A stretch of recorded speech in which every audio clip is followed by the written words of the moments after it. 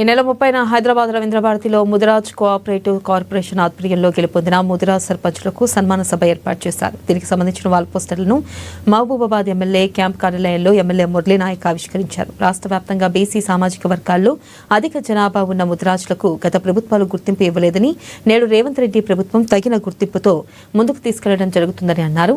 ఈ కార్యక్రమంలో ముదిరాజ్ మహాసభ రాష్ట్ర కన్వీనర్ గొడుగు శ్రీనివాస్, జిల్లా నాయకులు కాట భాస్కర్, ముదిరాజ్ పెద్దలు పాల్గొన్నారు.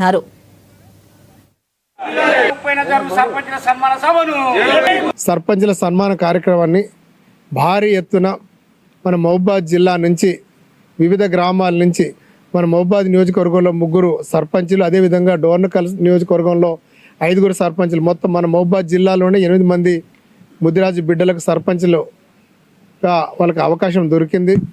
కాబట్టి అందరూ భారీ ఎత్తున మనం అందరం కదిలి 30వ తారీఖు నాడు ఏదైతే సర్పంచుల సన్మాన కార్యక్రమం ఉందో దాన్ని విజయవంతం చేయాల్సిందిగా ఈరోజు ఈ వాల్ పోస్టర్ విడుదల చేయడం జరిగింది. అందుకే అందరికీ పేరు పేరున నా ధన్యవాదాలు, కృతజ్ఞతలు తెలియస్తూ, ఎందుకంటే ముదిరాజు బిడ్డలు ఇక్కడికి వచ్చేసి వాళ్ళ కులం ఏదైతే ఉందో ఎవరికెంత వాళ్ళకంత హక్కు కల్పించాలనే నినాదం గౌరవ ముఖ్యమంత్రి వర్యులు రేవంత్ రెడ్డి గారు, అదేవిధంగా పిసిసి అధ్యక్షులు మహేష్ కుమార్ గౌడ్ గారు కూడా వాస్తవానికి బీసీలకు కులగణన జరగాలి, వారితో వారికి అంత ప్రాధాన్యత ఇవ్వాలనే నినాదంతోనే ఈరోజు మన వ్యవస్థ మొత్తం నడుస్తూ ఉంది.